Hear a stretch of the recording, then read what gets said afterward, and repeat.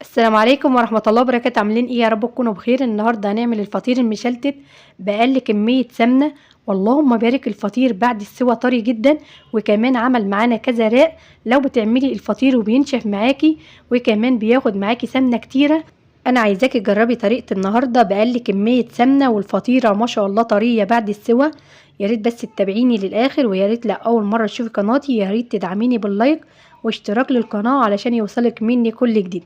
في الأول كده هنسمي الله ونصلي على الرسول عليه أفضل الصلاة والسلام. معايا كده كيلو ونص دقيق زيرو، نخلته كويس في الأول، وبعد كده جبت مية في الحلة وضفت فيها معلقة سكر كبيرة ونص معلقة ملح، وقلبت لحد ما السكر داب، وبعد كده هنزل بالدقيق. بس أنا منزلتش بالمية كلها مرة واحدة علشان أنا مش عايزة العجينة طرية في أول العجين، أنا عايزاها كده عجينة يابسة، وبعد كده لتها وأطر فيها واحدة واحدة. عجينة الفطير ما بتبقاش طرية خالص علشان ما تطريش العجينة، ولا بتبقى عجينة يابسة علشان الفطير بعد كده ما يبقاش مجلد وناشف معاكي. بتبقى عجينة كده في الوسط، وعلشان تبقى معاكي في الوسط في الأول لازم بقى في أول العجين تبقى عجينة يابسة، وبعد كده تلتيها، وبعد كده تطري فيها واحدة واحدة. كده بقى هتصلي للقوام العجينة اللي انت عايزاها في الآخر. يعني هتنزلي بقى بالمية واحدة واحدة لحد ما الدقيق يختفي. أول ما الدقيق يختفي هتوقفي بقى مية، وبعد كده تلتي العجينة على اليابس. وكل بقى ما تلتي في عجينة الفطير كل ما الفطير هيطلع معاكي تحفة بجد، وكمان مش هياخد معاكي كمية سمنة خالص.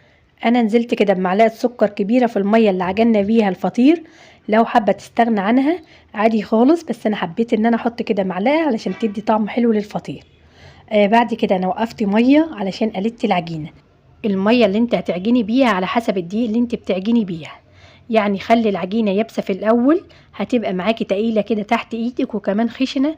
بس كل ما تخدمي في العجينه كل ما هتنعم، وكمان هتضطر معاكي من كتر العجين. حاولي على قد ما تقدري ان انت تظبطي العجينه، ما تخليهاش عجينه طريه بتتلزق جامد، ولا عجينه يابسه جامد علشان الفطير يبقى طري بعد السوا. خليها كده عجينه في الوسط. انا ريحت العجينه، هي ما فيهاش خميره ولا حاجه، انا ما ريحتهاش كتير ولا حاجه، انا ريحتها ربع ساعه ورجعت لها تاني. على ما جهزت كده الصواني اللي انا هعمل فيها، رجعت لقيتها بقى العجينه ليها عرق وكمان مخدومه، وهتبقى سهله جدا في الفرد.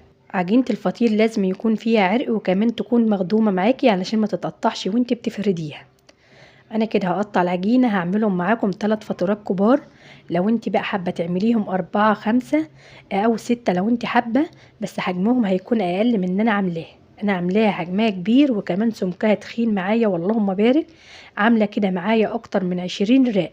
انا كده قطعتهم 3 فطيرات. هاخد بقى كل فطيره وهعملها 4 قطع قد بعضيهم، علشان كل 4 قطع هيكونوا فطيره معايا واحده. 4 قطع بس بنفردهم وبندخلهم جوه بعضيهم، بيبقى معانا اكتر من 20 رق فوق بعضيهم. واللهم بارك. الفطير بالطريقة دي ما بياخدش سمنة وكمان بيبقى مورق وطري جدا بعد السوا.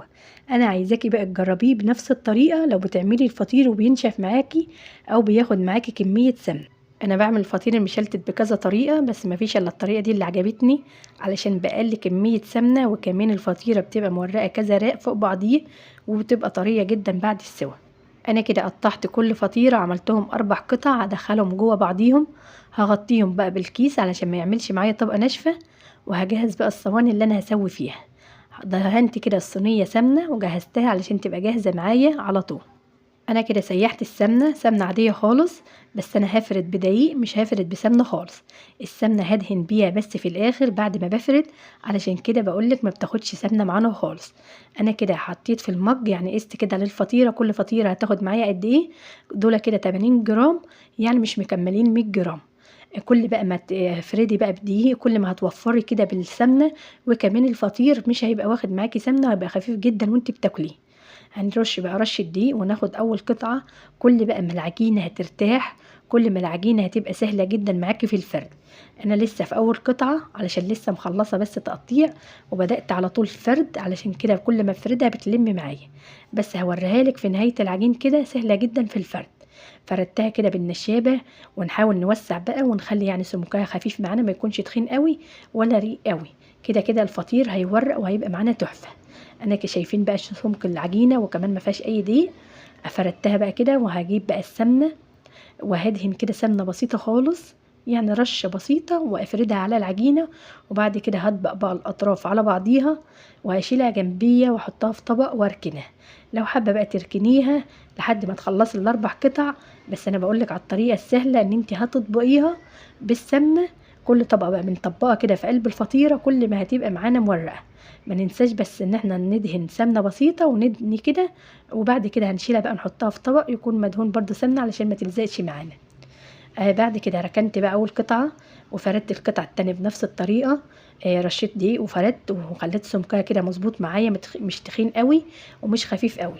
الفطير بقى فرده سهل جدا، والنتيجه كمان بتكون مضمونه. يعني هتعملي الفطير استحاله ما يورقش معاكي، واستحاله كمان ان ما يكونش الرق بتاعه رقيق، واللهم بارك ما فيهوش سمنه خالص. بنتني بقى كده، بندخل الفطيرة جواها، وبعد كده بنتني عليها الأطراف، ونجيب بقى الطرفين التانيين فوق بعضيهم.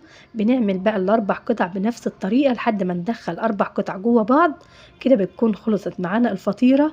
بجد بجد بعد ما تعملي الخطوات دي الفطيرة هتبقى معاكي كذا راق فوق بعضيهم، وكمان هتبقى طرية بعد السوا. انا عايزاكي بقى تجربيه، لو بتعمليه بطريقة تانية جربي بقى طريقة النهاردة، هتكون مورقة معاكي كذا راق، وكمان هتبقى طرية بعد السوا. اللهم صل وسلم وبارك على سيدنا محمد وعلى ال سيدنا محمد.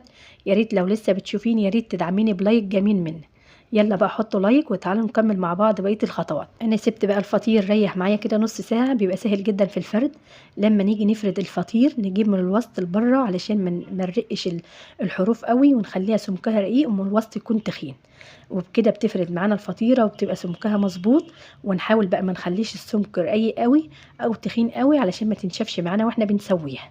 نخليه كده في الوسط، نمسك الفطيره كده من حرفها ونشوف السمك. يعني انا الفطيره التالتة حطيتها في الصينيه، لقيت سمكها يكون تخين معايا، فروحت نقلها كده في الصاج علشان اوسع السمك شويه.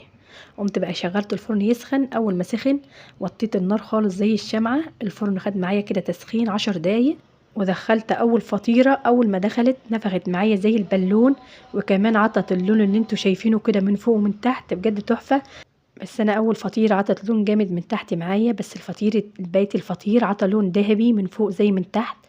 اللهم بارك. يعني بتدخليها بقى على درجه حراره كده متوسطه بعد التسخين، وبتديريها كل شويه علشان تديك لون موحد. واول ما بتطلعيها من الفرن لو ناشفه معاكي غطيها بالكيس، ومن فوق الكيس فوطه. لو هتسويها في فرن البوتاجاز او على عين البوتاجاز سويها على نار هاديه، وديري الصينيه كل شويه علشان تديك اللون الذهبي الجميل. اللهم بارك. الفطير بعد السوا طري وكمان مورق. وهفتح معاكم الفطيرة من جوه علشان نشوفها. اللهم بارك. الفطير بيتكلم عن نفسه، مش محتاجة ان انا اتكلم عنه. ان قعدت اتكلم عن الفطير مش هديله حقه. بجد الفطيرة تحفة، طرية جدا بعد السوا، وكمان عاملة كذا رق فوق بعضيها. بتمنى بجد ان انت تعملي الفطير بنفس الطريقة وتجربيه. واتمنى بقى ان يكون شرحي بسيط. اتمنى ان انت تعمليني بلايك واشتراك للقناة، واستناني في فيديو جديد. السلام عليكم ورحمة الله وبركاته.